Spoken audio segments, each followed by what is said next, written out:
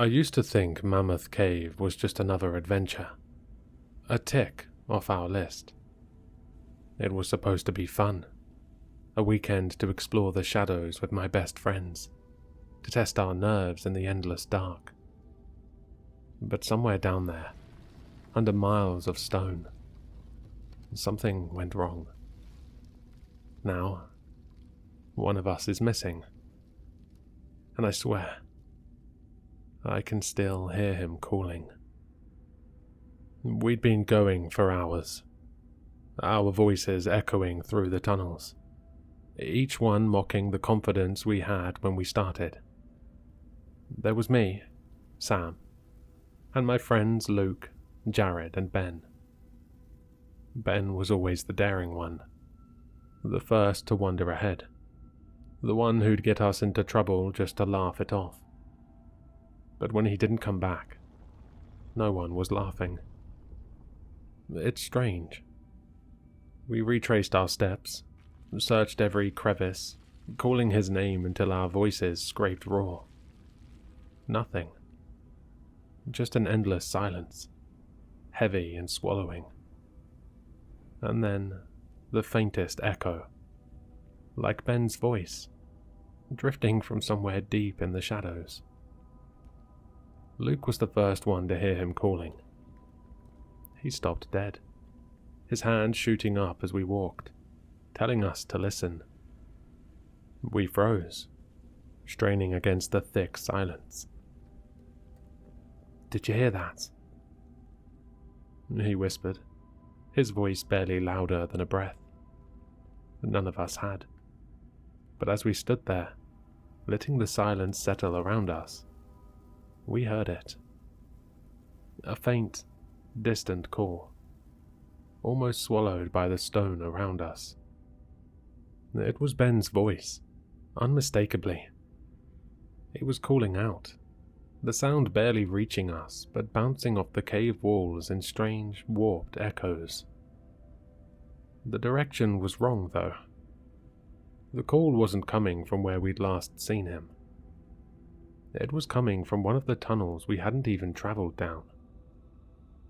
But maybe, somehow, the paths were connected.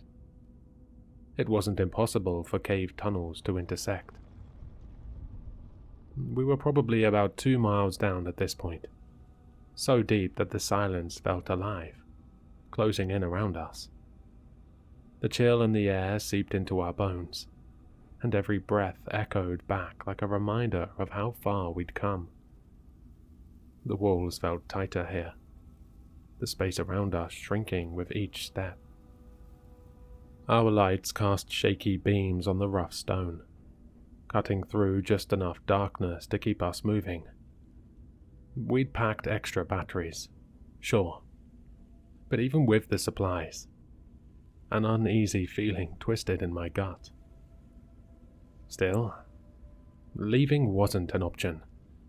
Ben was down there somewhere, and we couldn't just abandon him in the dark. We walked down a few 100 feet, calling out Ben's name into the dark, then waiting in silence, hoping for any kind of response. The cave swallowed our voices, leaving only the faint drip of water somewhere far off. Then, after what felt like ages, we heard him. It came from behind us. "What the fuck?" Luke whispered, his voice tight and shaky, eyes darting back toward the path we'd just covered. Jared, louder than any of us, shouted back, "All right, Ben. You can stop messing with us now, man.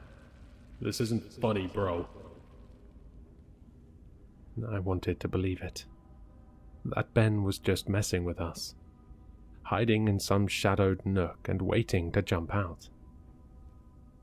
But as I stared into the empty tunnel behind us, a chill crept over me.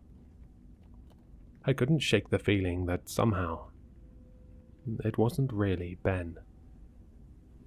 We backtracked, our lights slicing through the shadows as we searched every inch of the area. We moved slowly, scouring every nook, every crack in the walls. But there wasn't a single trace of Ben. Not a footprint, not even a scuff mark. He was just gone. Eventually, we returned to the central cavern, slumping down on the cold stone to catch our breath and regroup. I told the others what had been gnawing at me, the dread curling around my thoughts. But Luke was quick to brush it off. "Oh, come on, man. You know Ben is just fucking with us," he said, his tone forced, like he was trying to convince himself as much as me. "Well, how did he end up back here then? When he was down there before?" I shot back. "I'm telling you guys, something isn't right." Before anyone could answer, Ben's voice echoed again. Faint, but unmistakable. This time, it came from the tunnel we'd seen him go down first.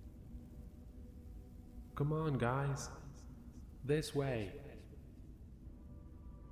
His voice drifted down the rocky corridors, a lazy drawl that somehow felt wrong. Jared sprung to his feet, shouting down the tunnel. "Screw you, Ben. When I see you, I'm gonna beat the shit out of you." Then we heard it. A low, chuckling laugh. The sound echoing, but from a completely different tunnel. Luke and Jared exchanged glances, the bravado draining from their faces. It was like the air had thickened, and now they felt it too. Something was off. A chill crept over all of us, settling in our bones as Ben's laughter faded into the shadows. We huddled together, whispering hurriedly about what to do.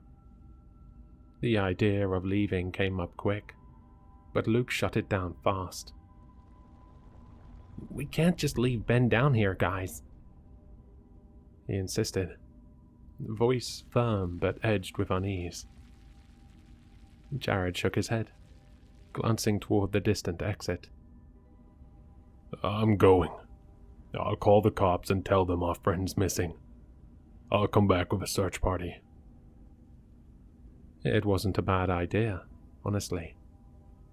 Part of me felt relief at the thought of professionals with equipment and experience. But Luke wouldn't budge, his jaw set, determination in his eyes. He wanted to keep looking, convinced that Ben was close, just around the next corner. Jared didn't wait for more argument. With a last look back, he took off down the path toward the exit, his flashlight bouncing along the walls until he was out of sight. Luke and I stood there in silence, the weight of the decision hanging heavy between us. Eventually, we decided to search a little longer. Just a little longer, we told ourselves. After Jared disappeared from sight, Luke and I ventured down the same tunnel Ben had vanished into. We called out, voices barely steady, and after a moment, Ben's voice drifted back, faint and distorted, like he was caught in a slow echo. The sound seeped out of a dark, narrow crevice ahead, just wide enough for us to squeeze through.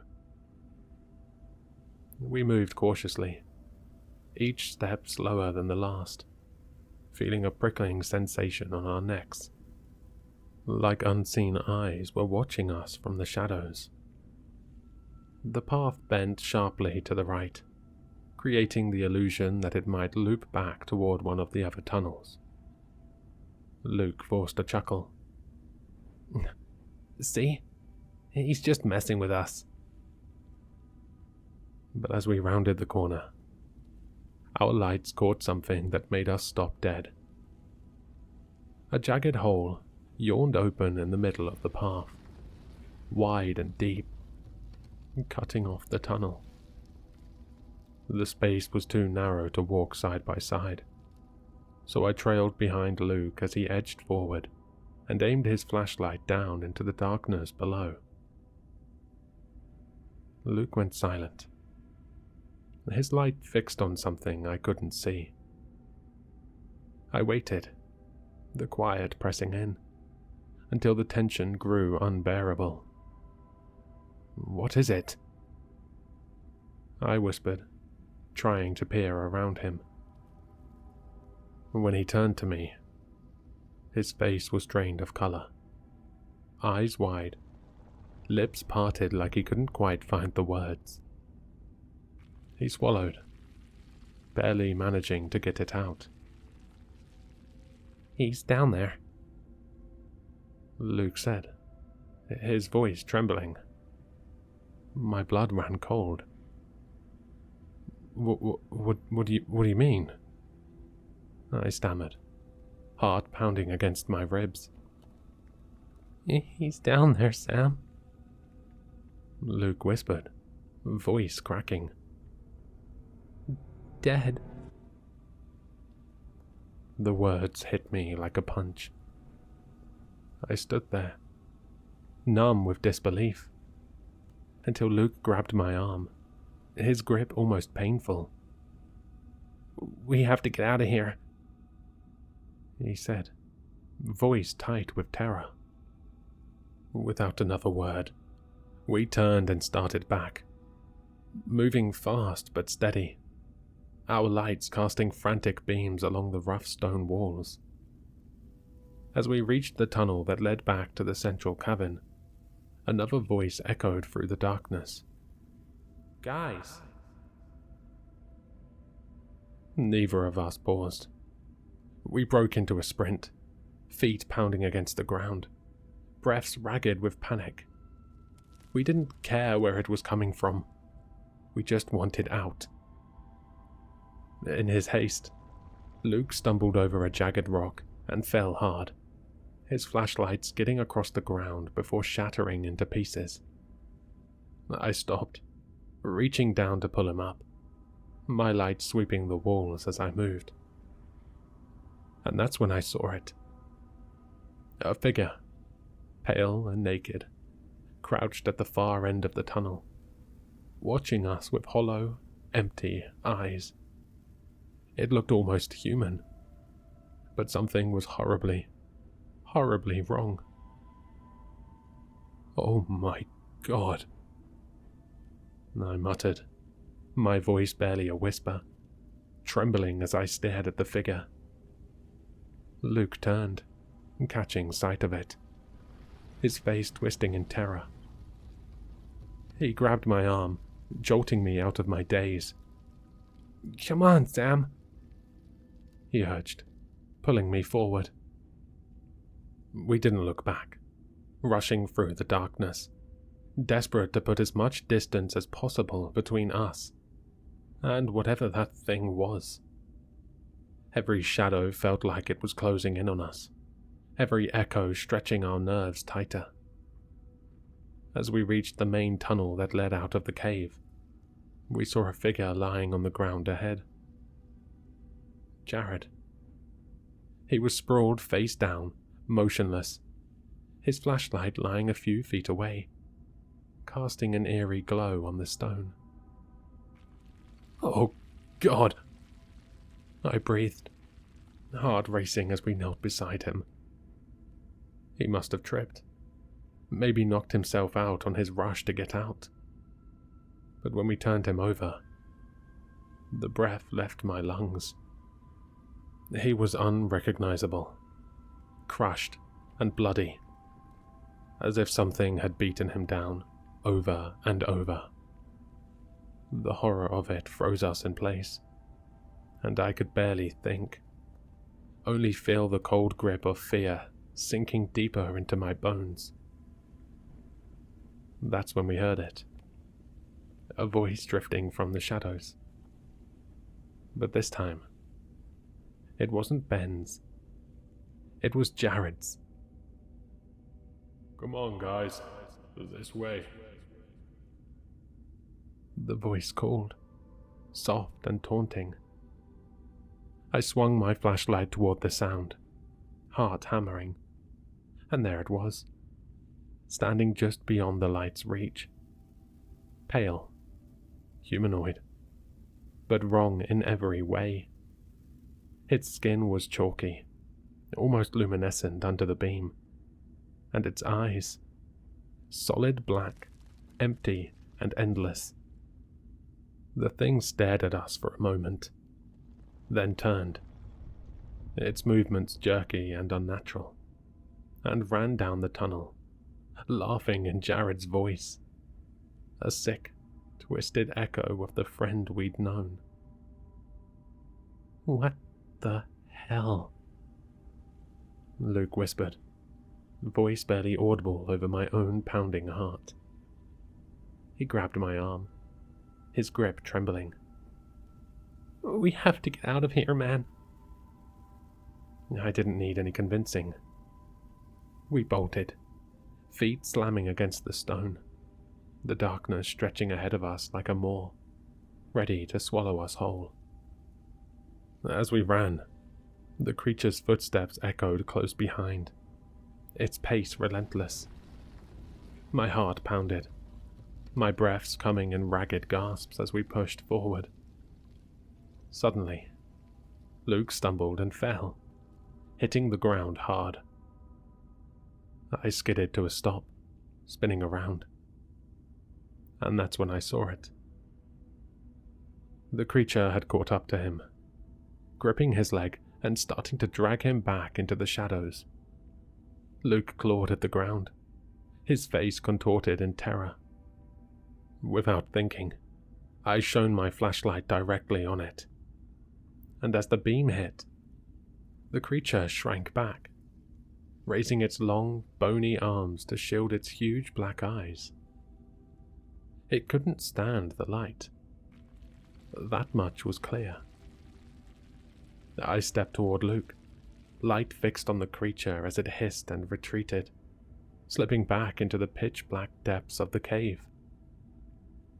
We backed away slowly, both of us trembling, the silence around us settling like a heavy weight. We kept moving, trying to keep our steps steady, though every nerve in our body screamed to run. Luke fumbled in his bag, pulling out his spare flashlight. And now, with both beams cutting through the shadows, we scanned every crevice, every dark corner around us. The creature was silent now, but its presence clung to us, a feeling so thick it was hard to breathe. We both knew it was still near, lurking just out of sight, watching and waiting. Minutes stretched on, each one more suffocating than the last. But then, just as panic threatened to take over, we saw it. The cave entrance.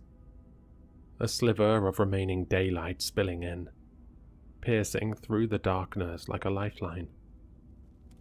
It was so close, a beacon of hope after the nightmare that had nearly swallowed us whole. We made it. Or at least, we thought we did. Step by step, we edged closer to the exit. The sunlight was drawing us in, so close I could almost feel its warmth. Just as we reached the final step, the creature dropped down from above, a blur of pale skin and black eyes, crashing into Luke and sending him sprawling to the ground. I whipped around, frantically aiming my light. But it was too late. In an instant, the creature pinned him down, smashing his head against the stone with brutal force. Paralyzed for a split second, My mind screamed at me to act, to do something. But instinct took over. I turned and ran, abandoning Luke's final, muffled cries, leaving my friend behind. Tears streamed down my face, blurring my vision as I pushed myself forward, barely seeing the light ahead. When I finally burst out of the cave into the fading daylight, I collapsed to the ground, gasping for air, chest heaving, and the weight of loss crashing over me. The tears came hard, unstoppable, as I lay there, shattered, knowing I was the only one who made it out. As I forced myself to stand, steadying my breath, I heard it. Luke's voice, faint and choked with fear, calling out from the depths of the cave. "Sam, please, help me." I froze, every instinct screaming at me to ignore it, to remember what I'd seen, to remember that Luke was gone. But hearing his voice, broken and desperate, twisted my insides. The guilt clawed at me, sharper than any fear. I had left him. I had abandoned him. The pleading continued, soft but relentless, each word pulling at the frayed edges of my sanity. Some part of me wanted to turn back, to run into the dark, convinced he was waiting, that I could still save him. But another part, a colder, darker part, knew the truth. It wasn't Luke. It was the creature, mimicking his voice, sinking its claws into the last threads of hope I had left. And yet, what if, somehow, it really was him? The thought tore at me, leaving me stranded there, helpless and shattered, unable to move forward or look back. Finally, I forced myself to turn away from the cave, each step heavier than the last. I had to leave. I had to get out and tell someone what had happened, no matter how impossible it all seemed. But as I reached the edge of the forest, the realization settled in. I couldn't tell them the truth. They'd never believe me. No one would. I could already picture the looks of doubt, the whispers, the judgment. So I rehearsed the lie as I stumbled into town, every word twisting in my throat. I told them we were stalked by someone in the cave, that he'd ambushed us, attacked Jared and Luke. I described a faceless killer lurking in the dark, hunting us down one by one. It was easier that way. Easier than trying to explain the unexplainable. They listened, and they wrote it all down. But even as I spoke, a chill ran through me. In the back of my mind, Luke's voice still echoed, pleading, calling me back into the dark. The cops didn't let it go. They pressed me for hours, asking the same questions over and over, watching my every reaction.